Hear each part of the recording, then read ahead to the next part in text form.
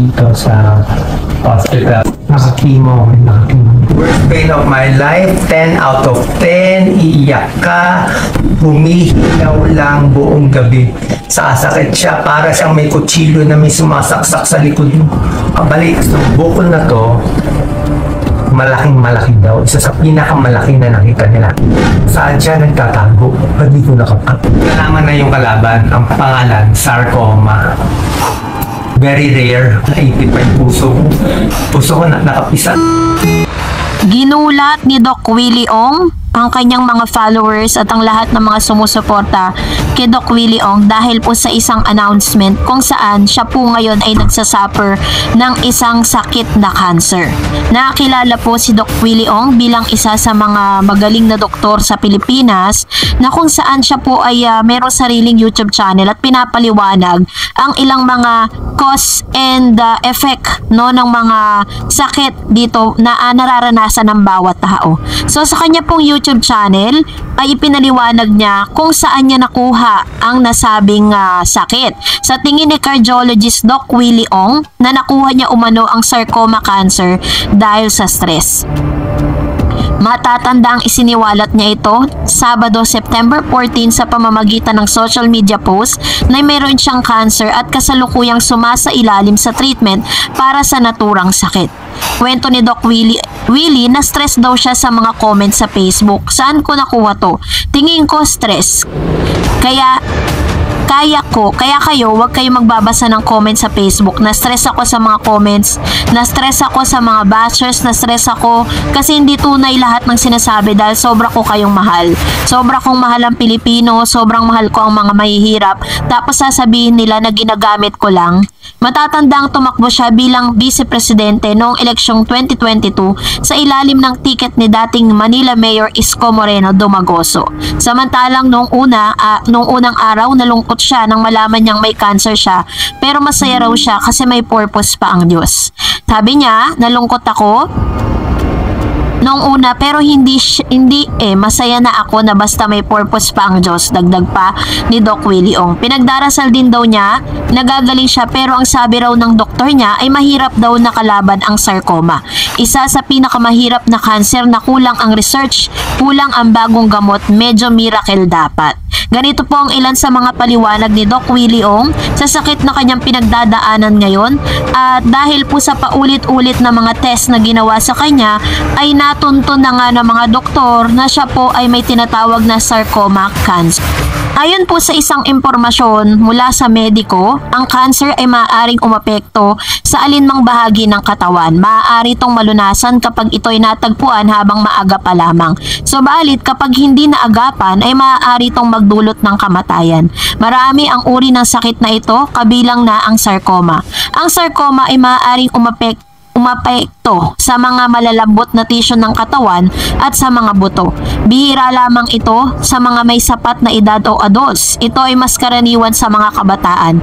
Ang nakararami rin sa mga kaso ng sarcoma ay nagsisimula sa mga braso o hita. Ang iba naman ay nakikita muna sa tiyan o dibdib. Bihira lamang itong umusbong sa leg o sa ulo. Hindi pa matukoy sa ngayon ang tunay na sanhi ng sarcoma, subalit may mga saliksik or salik na napag-alamang nagpapataas ng panganib sa pagkakaroon nito.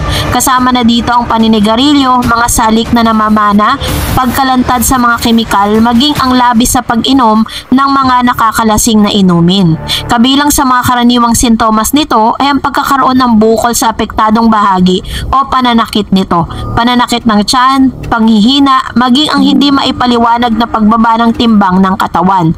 Sa ngayon ay ginagamit ang operasyong radiation therapy o ang chemotherapy sa paglulunas ng sarcoma.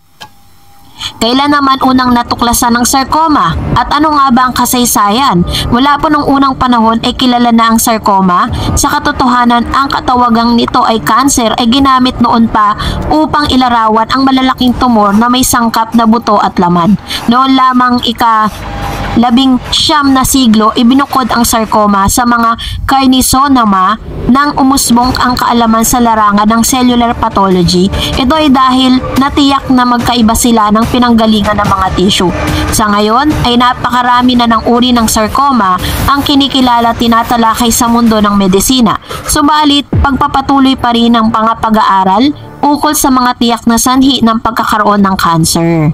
So, base po sa mga reports or base po sa sinabi po ni Doc Willie Ong na ang kanya pong nararamdaman ay talagang yung kanya pong cancer is very rare.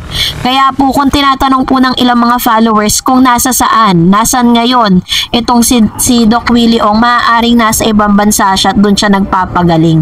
Yun po ay usap-usapan sa social media ngayon. So, balit narito naman ang mga sanhi. Ito daw po yung sanhi ng sakit na ito. Kagaya ng ibang uri ng cancer, sa iba't ibang bahagi ng katawan, hindi pa matukoy ng mga manggagamot ang sanhi ng sarcoma. Kaya nagpapatuloy pa ang pag-aaral ukol sa iba't ibang bagay na nagiging dahilan ng pagkakaroon ng cancer na ito. Naobserbahan naman sa maraming mga pag-aaral na ang isang tao ay biglaan na lamang nagkakaroon nito at ang posibilidad na pagkakaroon nito ay tila hindi namamana. Subalit, may mga tukoy na salik na nagpapataas sa panganib ng pagkakaroon nito. Ang mga salik na ito ay tatalakayin sa mga susunod na panahon. So, bali ang ilan sa mga naramdaman or isa sa mga epekto, yung parang nararamdaman ng may cancer, ang sarcoma. Ito po yung mga mararamdaman niya. Pagkakaroon ng bukol na makakapas sa ilalim ng balat na maaaring maging masakit o hindi. Pananakit ng mga buto. Bigla ang pagkakaroon ng bali sa buto at kahit hindi naman na aksidente. Pagkakaroon ng pananakit sa tiyan. Pagkakaroon ng hindi maipaliwanag na pagbagsak ng timbang. Ang mga nabanggit na mga sintomas ay may hawig sa mga sintomas ng iba pang mga uri ng sakit. Kaya upang makatiyak sa kalagayan ng kalusugan, magpatingin ka agad sa mga manggagamot kapag napansin ang alinman sa mga sintomas na ito. Sa ngayon ay patuloy pa rin po na nanghihingi ng panalangin ang pamilya po, maging si Doc Lisa, sa lahat po ng mga Pilipino na nakakilala kay Doc Willie Ong, na isama po natin siya sa inyong mga panalangin. Well, kung nagustuhan mo ang video na ito, huwag mo kalimutan mag-like, mag-share at mag-subscribe at i-follow mo na rin ang aking Facebook page, DarEds TV, and also I have my TikTok account which is DarEds TV. Pwede nyo rin po akong i-follow doon. Thank you for watching, guys. God bless everyone.